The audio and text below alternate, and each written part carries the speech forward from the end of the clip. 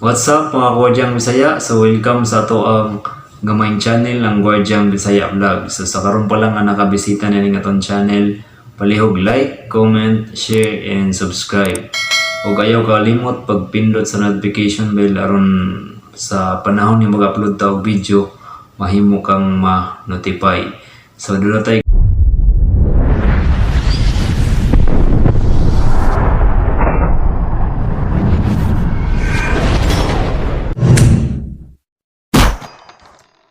Good news karon no mga kagwardyang Bisaya, ang mahitungod kini sa 5 years expiration no sa ato ang mga lisensya.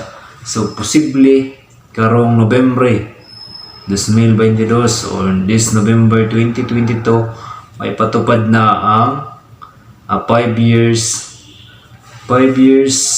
expiration sa mga DD card or LG, SG, SO at PE license no base ni sa to ang credible source nga to dito.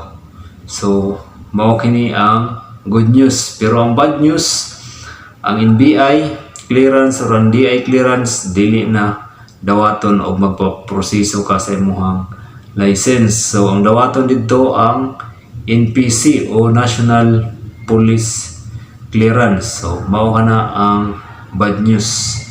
So hinaot nga lipay ta niya nga balita. Dawong salamat.